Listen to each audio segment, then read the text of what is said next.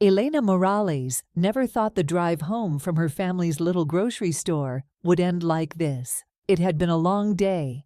Stocking shelves with her mother's homemade salsa jars, balancing invoices, listening to her uncle ramble about how business used to be in the old country. By the time she locked the store's metal gate and slid into her black Toyota Camry, she was exhausted but proud. Proud that her parents' dream, a store built brick by brick, penny by penny, was still alive. The air outside smelled faintly of roasted corn from a street vendor down the block, mixing with the scent of wet asphalt after a sudden spring rain. For Elena, those smells meant home. The radio hummed softly, an old bolero her father used to sing when he was happy. She let herself sink into the melody, shoulders unclenching, as she thought about finally sitting down to eat the leftover tamales waiting on her kitchen counter. But just as the stoplight in front of her turned red and she eased to a halt, the calm cracked open. Red and blue lights flared in her rearview mirror. A sharp siren cut through the music like a knife. Her chest tightened. She knew she hadn't been speeding, hadn't run the light. Still, she pulled over, rolling down the window with steady hands. The officer approached with heavy boots that echoed on the pavement. Bradley Kent, a name she would learn later, had that kind of presence that wasn't about keeping people safe, but about reminding them who was in charge. He was tall, uniform pressed sharp, the kind of man who carried himself like the whole street was his.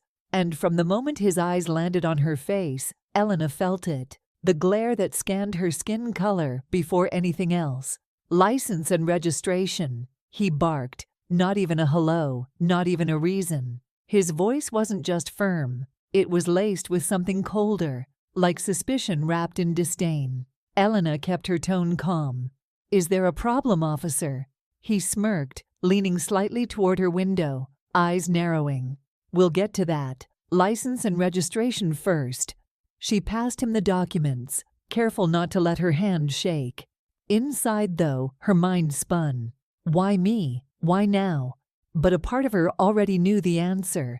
Bradley glanced at her ID a little too long, then at her tailored blazer and modest gold earrings, then back to her face. The way his lip curled, it was like he was looking for a crack in her story, something to prove she didn't belong in this neighborhood, in that car. "You're not from around here, are you?" His words weren't curious. They were a test, a challenge. "My address is on the license," she replied evenly, eyes steady on his. He chuckled, low, dismissive. "An address is one thing, but my gut tells me otherwise. Folks like you don't usually come through this part of town driving cars like this." There it was, not even subtle, the jab hidden under "folks like you."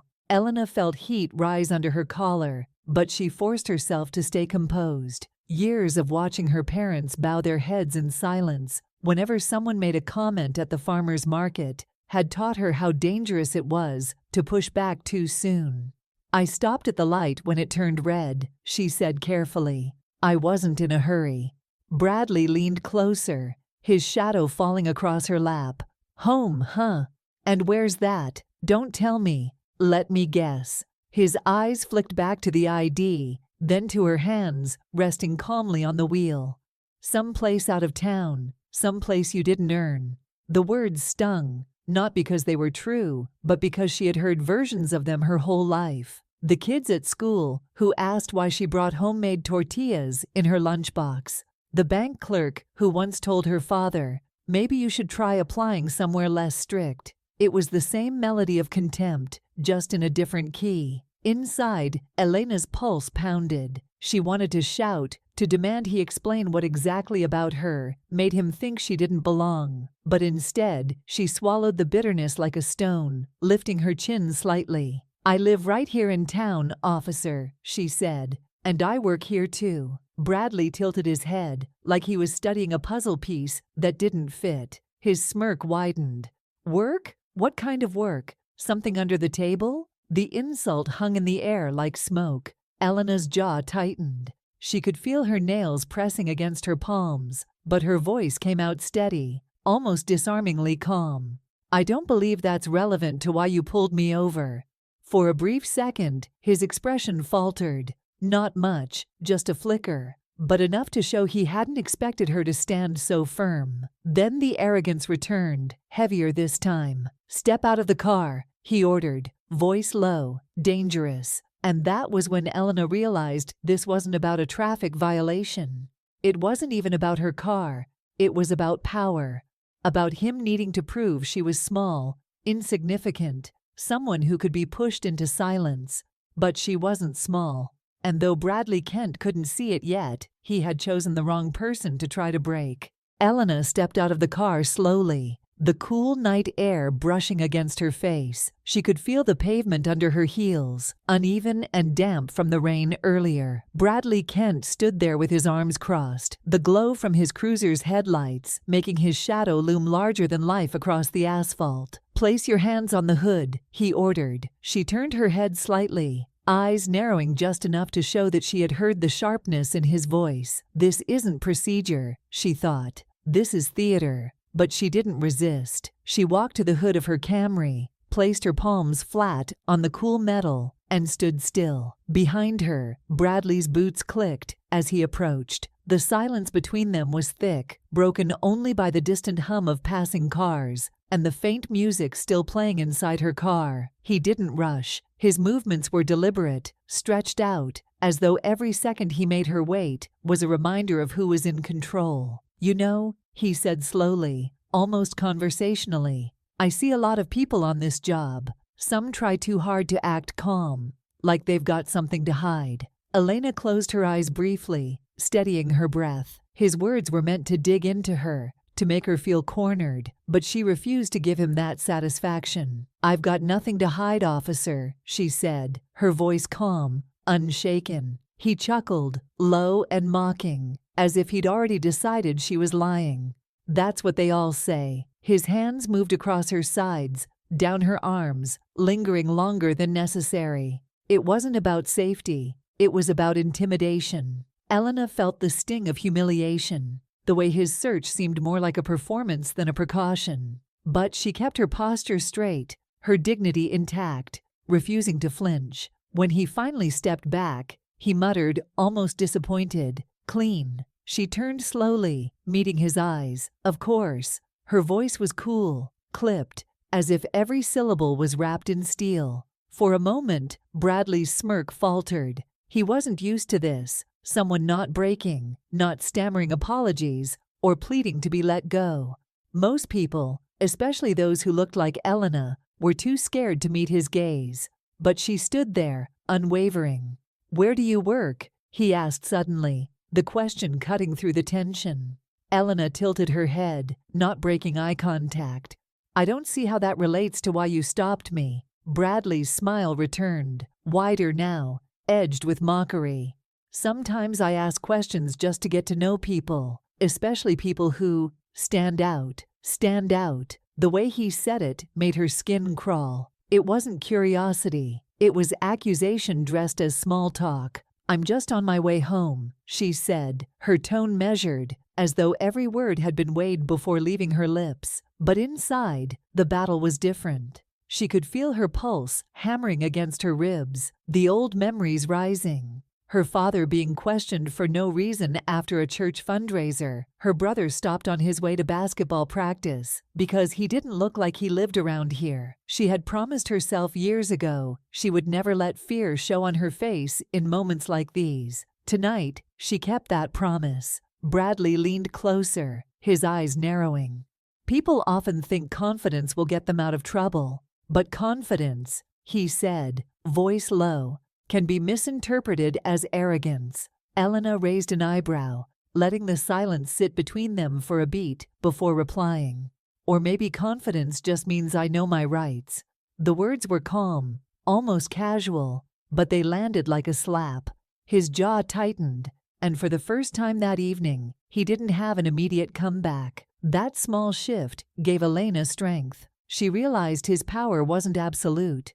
It was fragile, built on intimidation, and it cracked the moment someone refused to cower. Still, she knew the danger. Men like Bradley didn't like being challenged, especially not by women like her. He would double down, push harder, twist her words if he had to. That's what made her silence so powerful. She didn't need to raise her voice or explain herself. Her composure itself was resistance. Minutes stretched into what felt like hours. Bradley circled her car, peering inside as if expecting to find something to justify his suspicion. Elena watched quietly, her arms crossed now, refusing to let the humiliation shrink her. Finally, he returned, his face flushed, his frustration obvious. "You think you're smarter than me, don't you?" Elena didn't look away. "No, officer. I think I deserve to be treated fairly, same as anyone else." Her words weren't shouted. They didn't need to be. They carried the weight of quiet truth, the kind that cuts deeper than anger. Bradley froze. For the briefest moment, his mask slipped, revealing something beneath the arrogance. Insecurity, maybe even fear. But just as quickly, he covered it, straightening his shoulders and gripping his belt tighter. "You should watch your tone," he muttered. Elena let a small, humorless smile cross her lips. "My tone is respectful. Can the same be said about yours?" That was the breaking point. He stiffened, realizing he was losing control of the situation. And Elena, though still standing in the shadows of his flashing lights, felt the balance of power begin to shift. She hadn't shouted. She hadn't resisted. She had simply endured, and in doing so, revealed the weakness of his cruelty. Bradley's face was inches from hers now, the flashing red and blue lights cutting across his jaw like blades. He leaned forward, voice dropping lower, sharper. "You keep acting like you've got nothing to hide, but people like you always slip up. Always." The phrase landed like a slap. People like you. He didn't even try to mask it anymore. Elena could feel her throat tighten, the heat of anger rising, but she forced her expression to remain steady. She had been here before, not with this man, but with this attitude. The contempt that set her brown skin, her accent when she was tired, her very existence was enough to justify suspicion. Her silence rattled him. Bradley stepped back half a pace, his hand resting on the edge of his belt, hovering near his holster in a gesture that was less about safety and more about intimidation. His eyes searched hers, hungry for a crack in her composure, some sign of fear, but all he found was a calm, unblinking stare. And then Elena did something that made him tense up instantly. Slowly, deliberately, she moved her right hand toward her bag, lying on the passenger seat. "Hey!" Bradley barked, his voice spiking, his hand now gripping the holster fully. Elena didn't flinch. Her voice was steady, clear. "I'm reaching for something important. Nothing dangerous, just watch." Her fingers closed around the smooth leather wallet, the one she carried every day. With deliberate care, she pulled it out, opened the flap, and held it up so the headlights lit it perfectly. The silver badge glinted in the light, sharp and undeniable. "Morales, Elena," she said evenly, her voice carrying the kind of quiet thunder that silences a room. "Head of the County Civilian Oversight Committee. I investigate police misconduct." The air between them changed in an instant. Bradley froze, eyes locked on the badge, like it was a weapon more dangerous than any firearm. His face drained of color, the confidence in his stance crumbling piece by piece. "What?" His voice cracked. He blinked, as if the words had knocked him off balance. You're... Yes, Elena cut in, her tone calm but piercing. "I'm the person who reviews complaints against officers in this county. The person who determines if they've abused their power. The person who can decide if they're fit to wear that badge on their chest." The silence was suffocating now, but it wasn't her silence anymore. It was his. Bradley's mouth opened, closed, then opened again, but no words came out. The mocking smirk he had worn like armor all night was gone, replaced with something raw, fear. Elena lowered the badge slightly, but kept it in full view.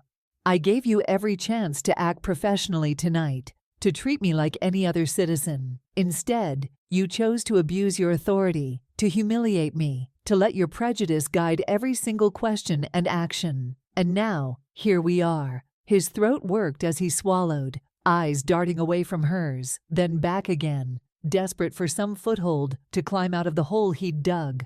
I didn't know. That I was oversight. Elena's voice sharpened, though she never raised it above a conversational tone.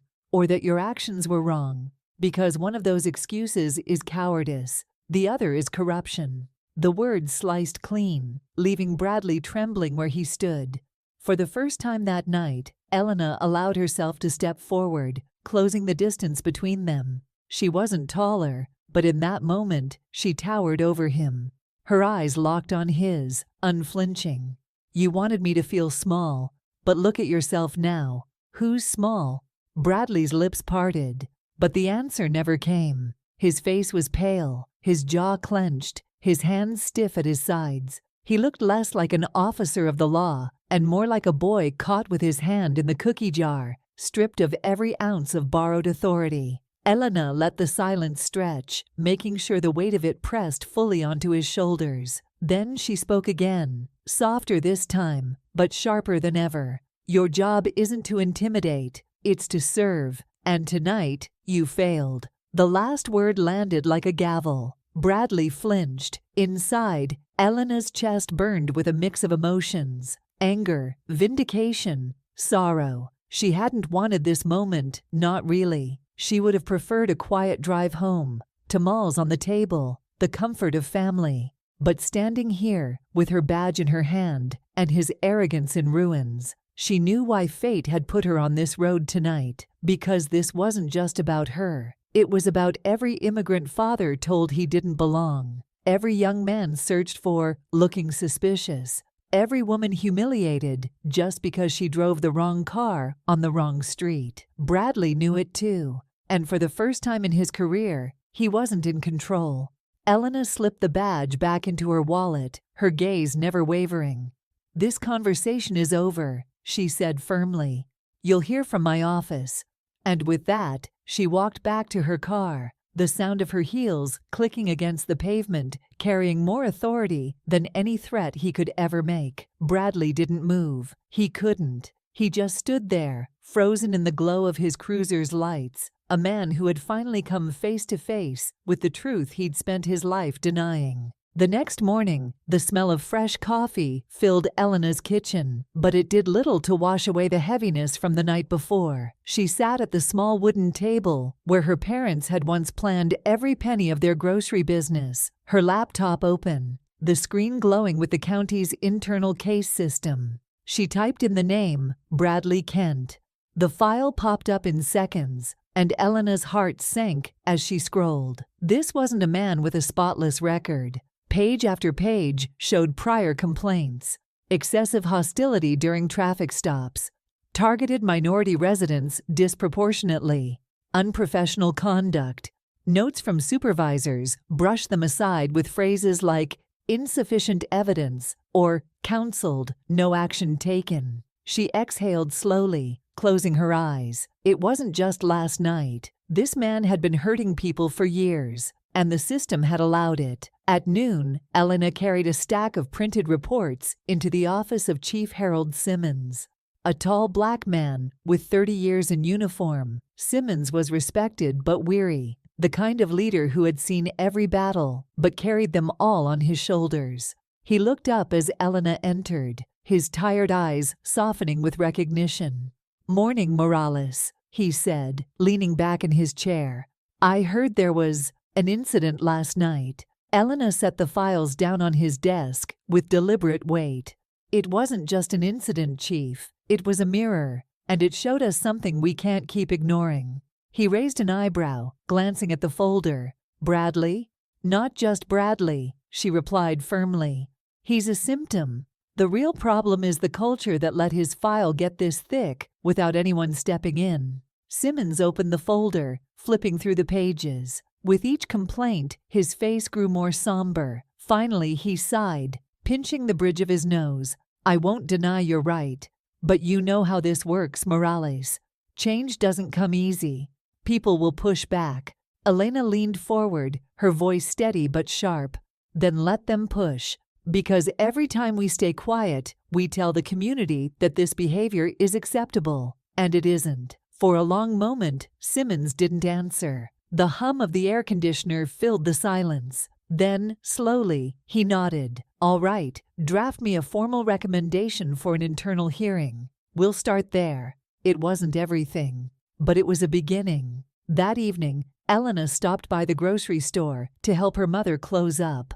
The bell above the door chimed as she walked in, greeted by the familiar smell of mesa and spices. Her mother, Maria, looked up from the counter, her hands dusted with flour. "Mija," she said warmly, but her eyes quickly narrowed, scanning Elena's face. "You're carrying something heavy. What happened?" Elena hesitated, then smiled faintly. "I stood up to someone who thought he could push me down." Maria wiped her hands on her apron and came around the counter, resting a hand on her daughter's shoulder. "And did you?" Elena met her gaze. "I think I stood taller than I ever have." Her mother's eyes glistened with quiet pride. "Then your father would be proud too." The words sank deep. For a moment, Elena let herself lean into the comfort of her family, the reminder that everything she was fighting for, justice, respect, dignity, wasn't just for her. It was for them, for every family that had ever been told they didn't belong. But not everyone saw it that way. 2 days later, during an internal staff meeting, Elena found herself facing a wall of resistance. Senior officers shifted in their chairs, their voices sharp, their words cloaked in concern for the department. "You're tearing down morale," one lieutenant snapped. "Dragging an officer through the mud for one mistake doesn't make us stronger. It divides us." Elena let the room fall silent before responding. Her voice was calm, but her gaze cut through the tension like glass. Morale built on ignoring misconduct isn't strength, it's rot. And if unity means protecting those who abuse their badge, then maybe we don't deserve unity yet. The room bristled, but no one had a response. Some avoided her eyes, others frowned, arms crossed, unwilling to be swayed. But there were a few, younger officers, quieter voices, who sat straighter, their eyes holding a flicker of something different. Respect. Elena caught it, and it gave her strength. That night, alone in her apartment, Elena replayed it all. The flashing lights, Bradley's smirk, his face when he saw the badge, the tension in the meeting room. She thought about the boy in her neighborhood, who once told her he wanted to be a police officer, but gave up after seeing how men like Bradley treated his father. She thought about the young women who crossed the street when a cruiser slowed down, not because they were guilty of anything, but because they knew how it felt to be treated like they were. And she knew this fight wasn't just about punishing one man, it was about redefining the entire system. As she set her badge down on the nightstand, the metal catching the glow of the lamp, she whispered to herself, almost like a vow, "No more silence." The hearing came a week later. A long wooden table stretched across the center of the county building's conference room, its surface polished to a shine that did little to soften the tension in the air. Bradley Kent sat at one end, shoulders stiff, jaw locked. He looked smaller now, not because he had shrunk, but because the weight of exposure had stripped him of the confidence he once wore like a shield. Across from him, Elena sat tall, flanked by investigators and community representatives. She wasn't here as a victim anymore. She was here as accountability itself. One by one, the complaints were read aloud. Voices recited phrases that were all too familiar. Targeted individuals of color disproportionately. Used intimidation during routine stops. Unprofessional remarks. Each word was a reminder that what happened to Elena wasn't an isolated mistake. It was a pattern, a thread woven into the fabric of his career. When it was his turn to speak, Bradley's voice came out hoarse. "I didn't mean. I never intended to hurt anyone. I was just doing my job." Elena's gaze stayed locked on him, her expression calm but unyielding. She didn't interrupt. She didn't need to. His excuses only deepened the silence that followed, a silence filled with the unspoken truth. Intent didn't erase harm. Finally, she leaned forward, her voice steady, carrying across the room without force but with unmistakable weight. "This isn't just about one officer. It's about a culture that allowed this to continue. We cannot excuse intimidation as just doing the job. Our job, all of us, is to serve, to protect, and to uphold dignity. If we fail at that, then the badge means nothing. The room was quiet. Even the officers who had resisted her in meetings sat frozen, their eyes betraying unease. The decision was swift. Bradley Kent was suspended indefinitely, his future in law enforcement hanging by a thread. But the true outcome went beyond his punishment. For the first time in years, the department had acknowledged the problem. And that, Elena knew, was the real victory. Days later, a community forum filled the town's cultural center. Folding chairs were packed wall to wall, the air thick with anticipation. Families, students, elders, people who had carried stories of mistreatment in silence for years, now sat waiting to be heard. Elena walked to the stage, the lights casting a soft glow over her face. She paused for a moment, letting her eyes sweep across the crowd. These weren't just strangers. They were her neighbors, her people. Some had shopped at her family's store. Others had nodded at her father after Sunday Mass. Still others she didn't know, but could feel connected to in a way words couldn't capture. She leaned into the microphone, her voice calm, but carrying the strength of lived truth. When I stepped into this role, I knew it wouldn't be easy. I knew there would be resistance. But what happened last week reminded me why we cannot stay silent.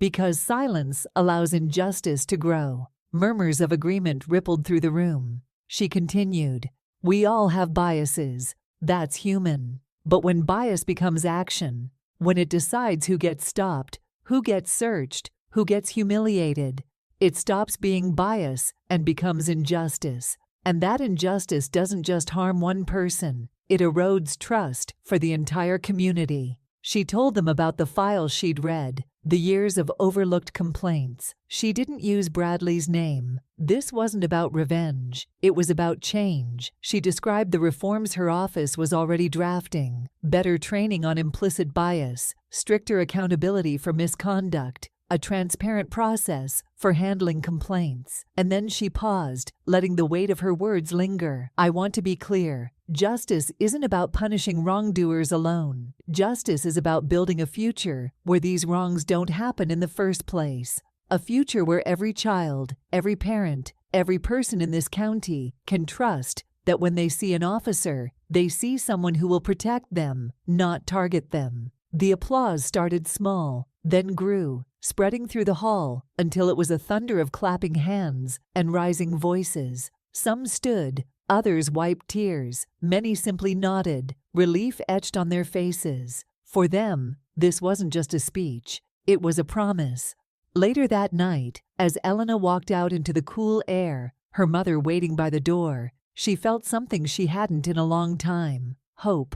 Not naive hope that everything was fixed, but steady hope that change had begun. Maria slipped her arm through her daughter's. "You know, Mia," she said softly, "your father used to tell me, one voice may not change the world, but it can remind the world it needs changing. Tonight, you were that voice." Elena smiled faintly, the words settling into her chest like a vow renewed. She looked up at the night sky, stars glimmering faintly beyond the city lights. She thought about the children who would grow up in this town. Maybe one day they wouldn't have to swallow their dignity on the side of a dark road. Maybe one day a stoplight turning red would only mean wait, not prepare to defend your humanity. That was the future she was fighting for, and she wasn't going to stop. Bradley didn't sleep that night. He sat alone in his kitchen, the glow of the overhead bulb casting shadows across the cold linoleum floor. His uniform shirt was crumpled on the chair beside him, the badge still pinned to the chest pocket. A badge that suddenly felt heavier than it ever had before. He ran a hand through his hair, his mind replaying the moment over and over. The glint of Elena's badge, the calm steel in her voice, the way his own words had withered in his throat like ash. For the first time in his career, Bradley Kent had been forced to see himself through someone else's eyes, and he didn't like what he saw. The following morning at roll call, whispers rippled through the room before the briefing even began. Officers exchanged glances, muttering under their breath. Some smirked, others looked uneasy. Bradley stood stiff near the back, but he could feel their eyes on him. "Hey, Kent," someone finally said, just loud enough for the room to hear. "Heard you picked the wrong person to mess with." Laughter followed, quick, sharp, and cutting. Bradley clenched his jaw, his fists tightening at his sides. He wanted to fire back, to remind them who he was, but the words caught. Because deep down, he knew they were right. His reputation, once built on swagger and intimidation, was crumbling. And nothing, no scowl, no barked order, no sharp retort, could put it back together. Elena, meanwhile, walked into her office with quiet composure. She set her briefcase down, smoothed her blazer, and powered up her computer. Her phone buzzed with notifications, emails from community members, messages from advocacy groups, even a cautious note from the chief himself. She opened one email from a woman she didn't know. It was short, simple, but powerful. "Thank you. Last night wasn't just about you. It was about all of us who've been treated like we don't belong.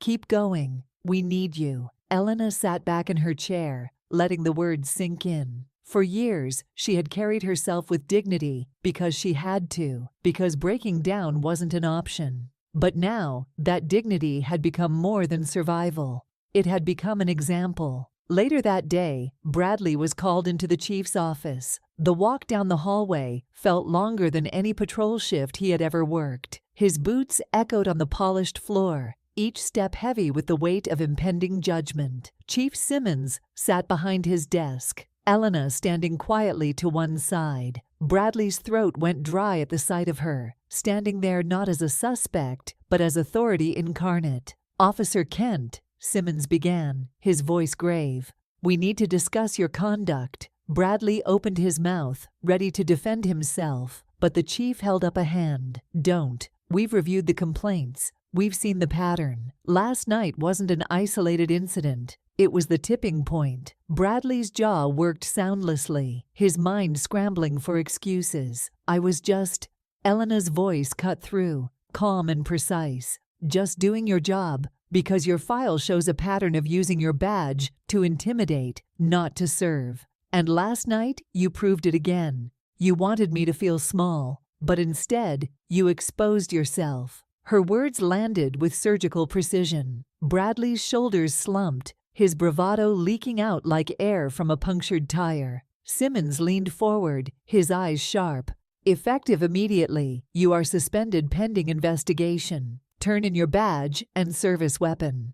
The room fell silent. Bradley's hands trembled as he unpinned the badge from his shirt pocket, the same badge he had once polished with pride. He set it on the desk with a soft metallic clink, a sound that echoed louder than any gavel. For a moment, his eyes flicked to Elena. He expected gloating, satisfaction, even smugness, but her gaze was steady, professional, almost cold. She didn't need to gloat. Her composure was enough. And that cut deeper than any insult ever could. That night, Bradley sat in his car outside the station, staring at the empty space on his chest where his badge had always been. For years, it had given him power, respect, a sense of superiority. But now he saw it for what it really was: borrowed authority, fragile and conditional.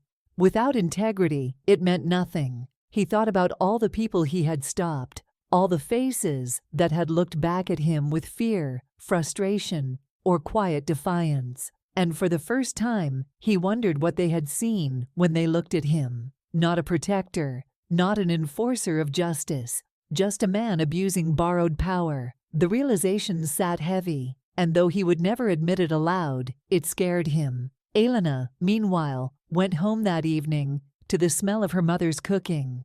Simmering beans, warm tortillas, a comfort she hadn't had time to savor in weeks. Maria handed her a plate, eyes searching her daughter's face. "You look tired, mija," she said softly. Elena smiled faintly. "It's been a long day, but a good one." They sat together at the table, eating in silence for a while. Then Maria reached across, taking Elena's hand. "You carry so much, but remember, every time you stand up, you carry us all with you." Elena's throat tightened. She squeezed her mother's hand back, her chest swelling with both pride and responsibility. She thought about Bradley, about his trembling hands as he surrendered his badge, and she knew this wasn't the end of his story.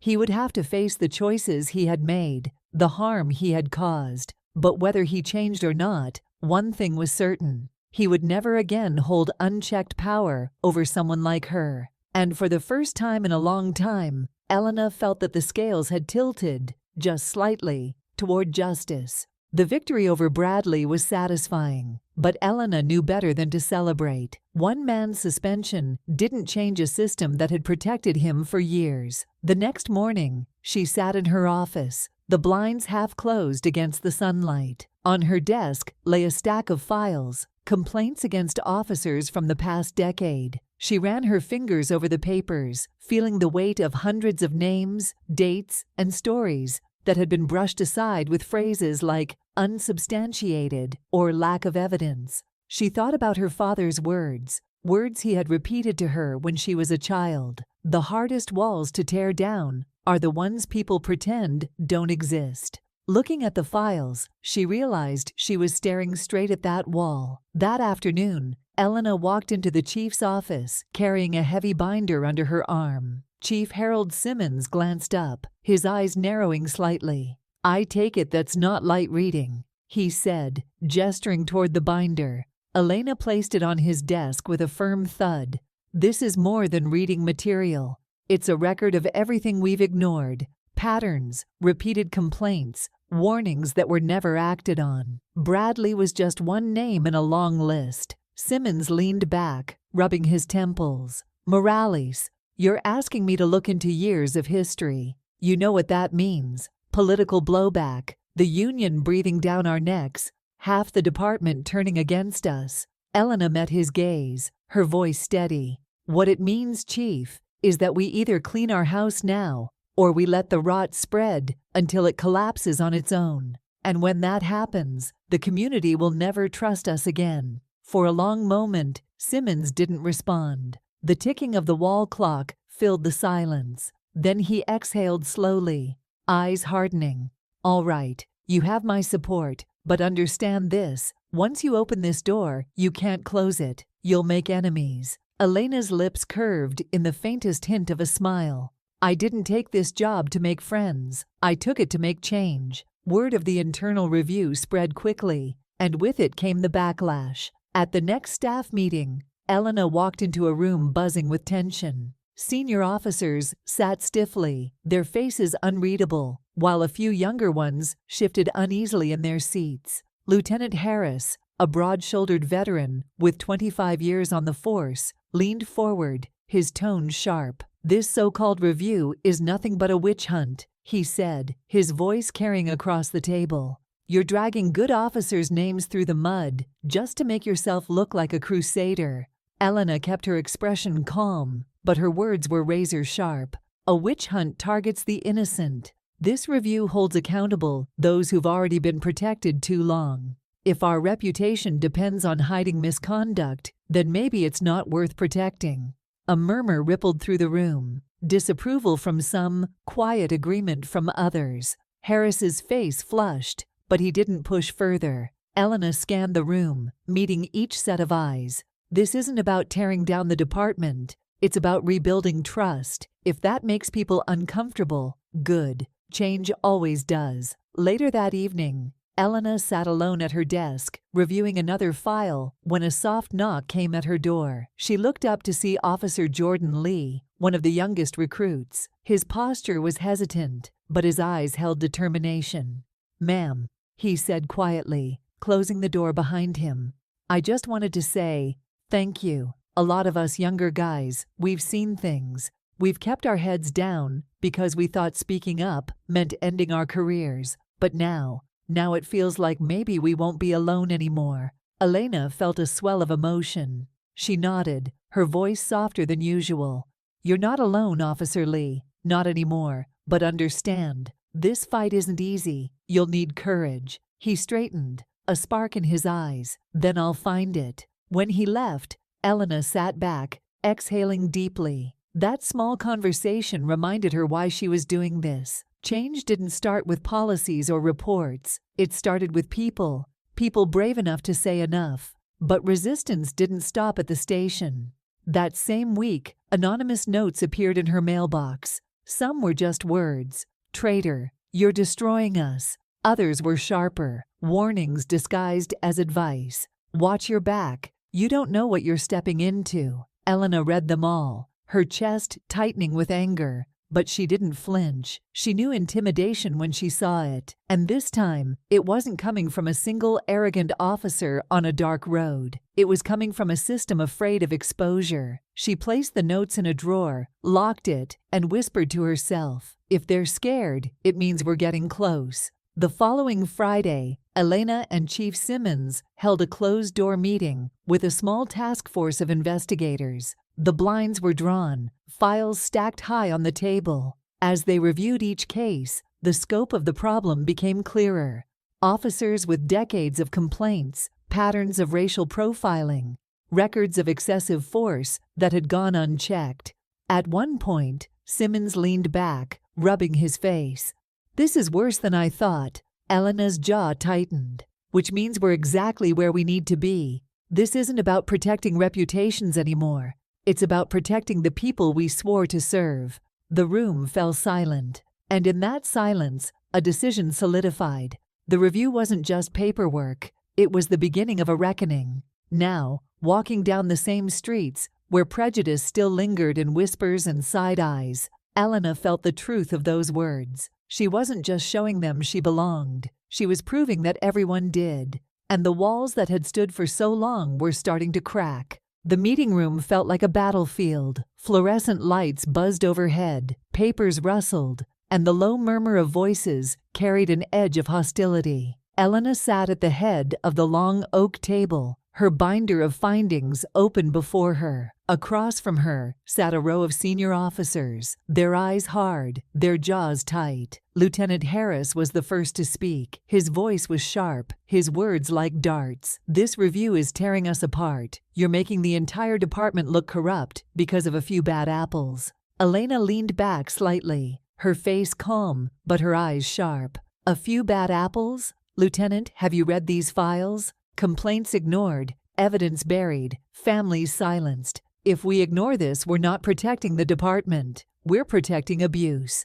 A murmur of disapproval spread across the room. Captain Miller, a man with salt and pepper hair and a booming voice, slammed his hand on the table. "Morales, you're new here. You don't understand the pressure we're under. Public trust is fragile. If you drag all this into the open, you'll destroy what little faith they still have." Elena didn't flinch. Faith built on silence isn't trust. It's a lie.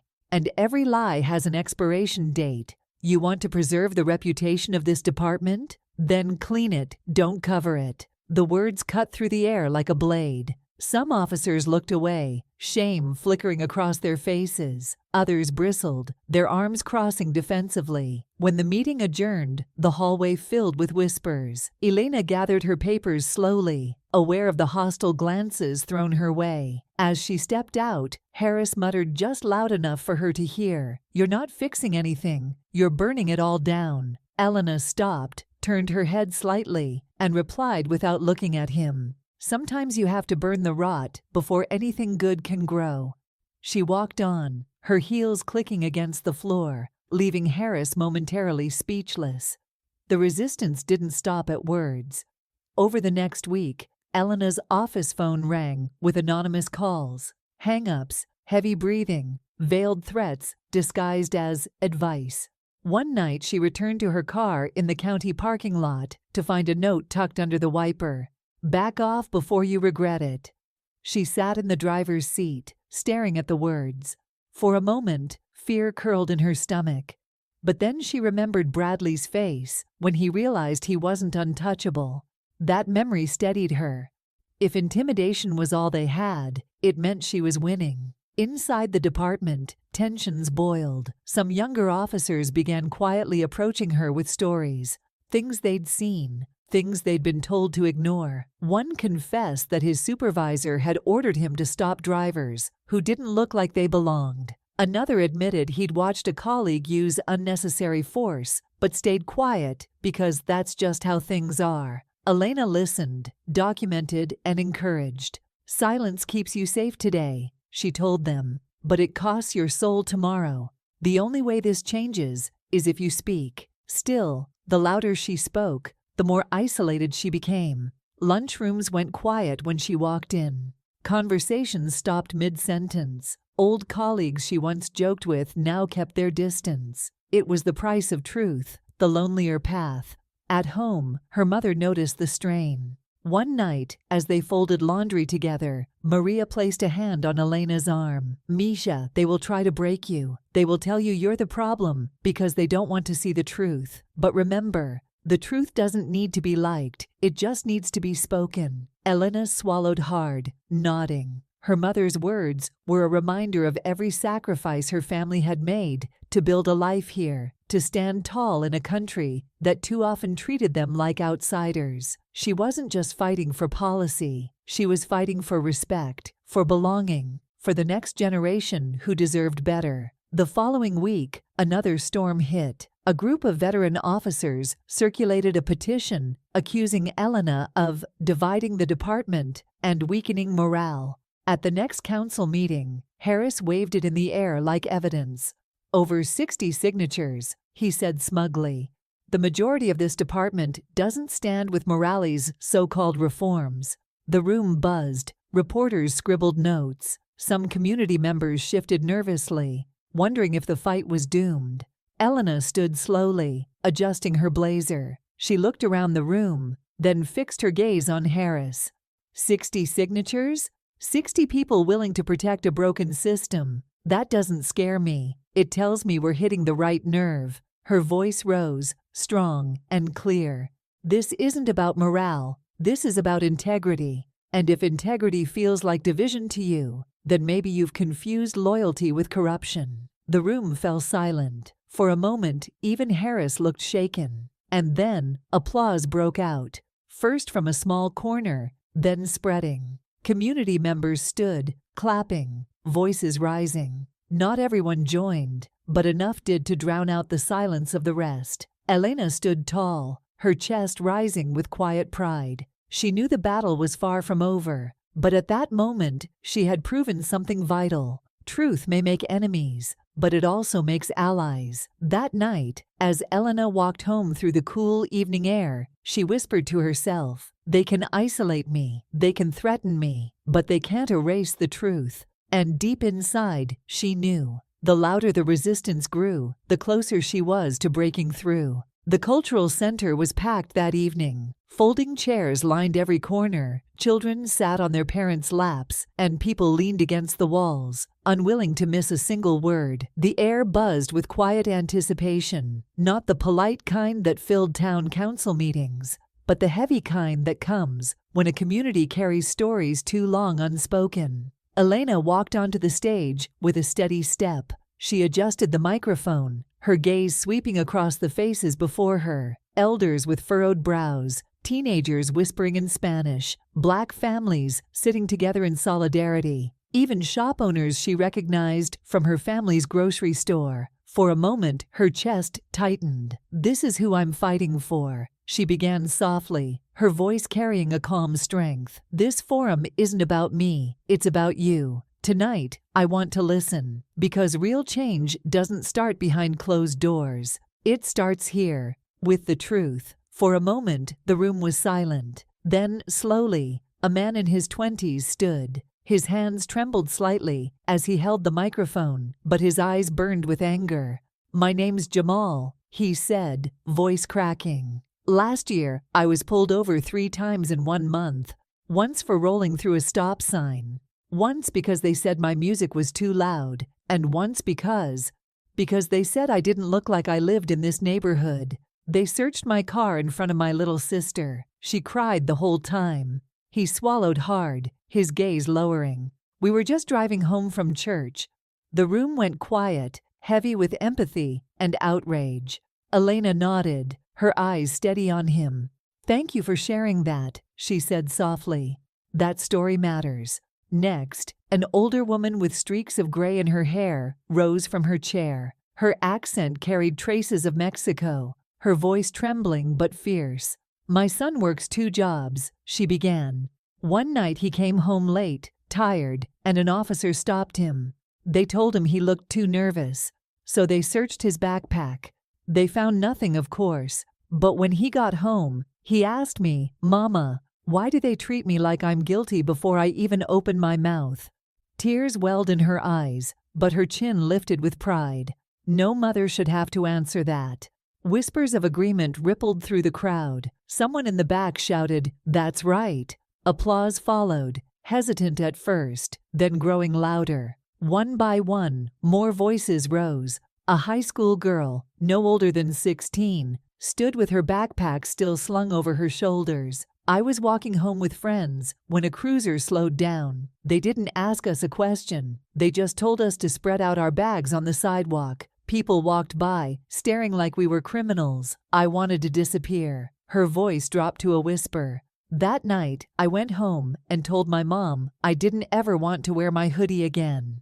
An older black man in a worn work jacket spoke next. "I've lived in this town 40 years. I've paid taxes, raised my kids, volunteered at the food pantry. But to some officers, I'm still just a suspect every time I walk down Main Street. You can't build trust on humiliation." Each testimony layered on the last, creating a chorus of voices that filled the hall. Fear, anger, sorrow, but also resilience. These weren't just stories of pain. They were declarations of survival, proof that despite everything, the community still demanded dignity.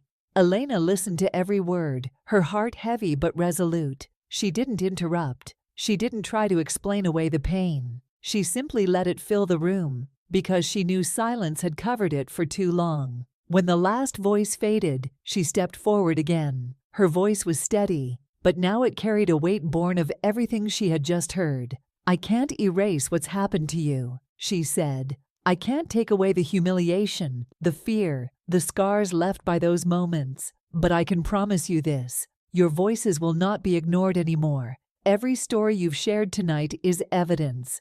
Evidence that demands change." Her eyes scanned the crowd, her voice rising.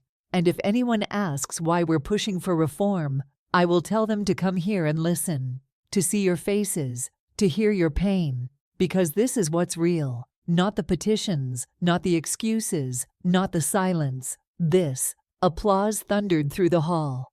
People rose to their feet, clapping, shouting words of encouragement. Some cried openly, others hugged. For the first time in years, they felt heard. Later that night, as Elena left the cultural center, an older man stopped her at the door. His hands were rough, his eyes weary but kind. "You remind me of my daughter," he said softly. "She used to tell me, 'Papa, one day I'll make them see us.' She never got the chance. But you're making them see." Elena's throat tightened. She placed her hand over his. "I'm just doing my part. But we're all in this together."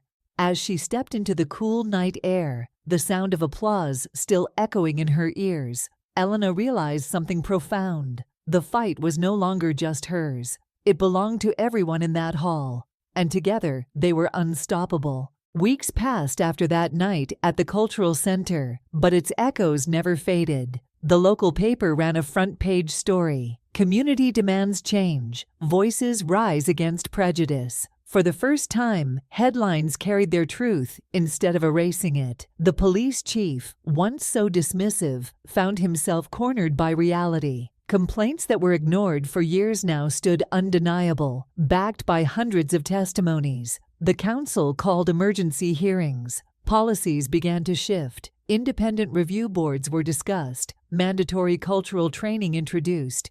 Even cameras on every patrol car. Small steps, maybe, but steps forward all the same. But for Elena, the change wasn't measured by policies alone. It was in the way people now looked at her in the grocery store, not with pity or suspicion, but with gratitude and respect. It was in the way young kids in the neighborhood walked a little taller, whispering to each other, "She's the one who stood up for us." One evening, as the sun dipped low over the town, Elena sat on the porch of her parents' home. The cicadas buzzed, and the smell of fresh tortillas drifted from the kitchen where her mother cooked.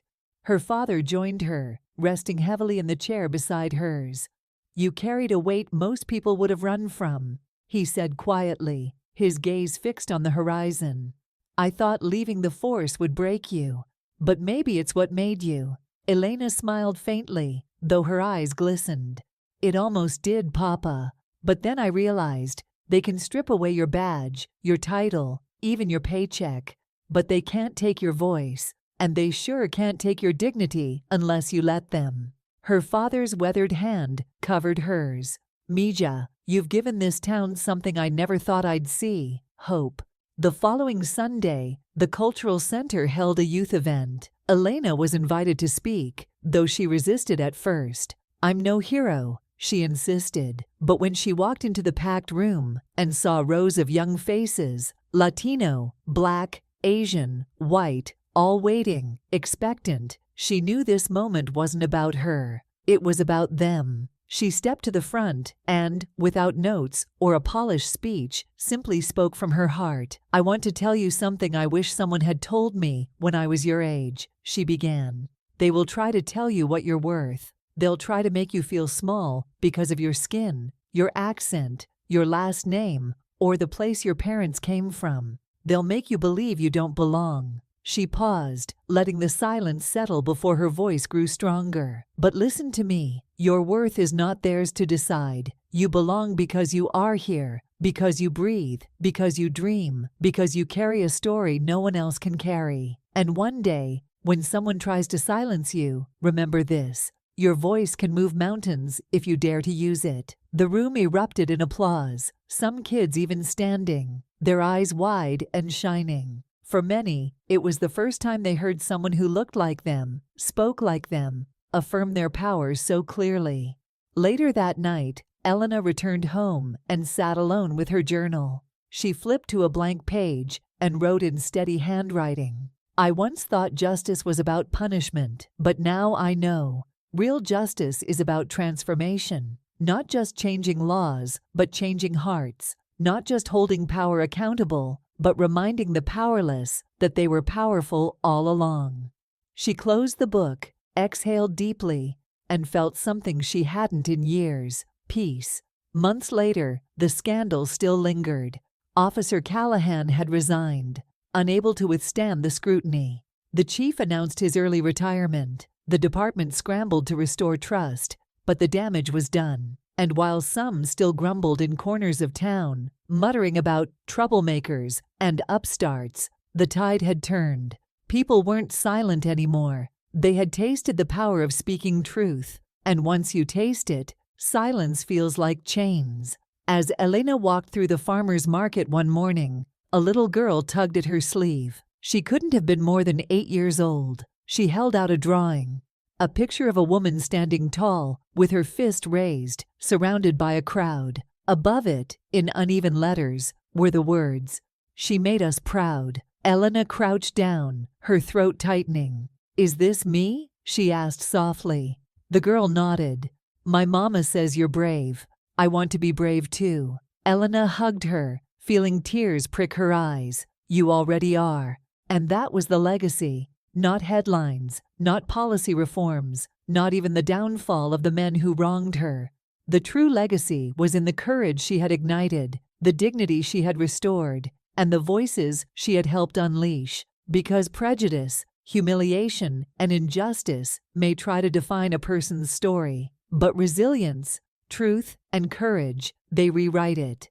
And as long as people like Elena kept standing, speaking, and refusing to bow, the next generation would inherit not chains, but wings. At its heart, this story reminds us that prejudice and injustice may try to write the first chapters of our lives, but they don't get to decide the ending. Silence can feel safer in the moment, yet it often becomes the very chain that keeps us bound. By daring to speak, by standing tall even when voices shake, we discover that dignity isn't granted by others. It's claimed by ourselves. In life, we all face rooms where we're underestimated, dismissed, or humiliated. But those very moments of being pushed down can also become the soil where resilience takes root. The lesson here is simple but profound. Courage is not the absence of fear. It is the quiet choice to rise in spite of it. And when one person dares to rise, It often lights the way for countless others who have been waiting for proof that they too can break free. What are your thoughts on this story?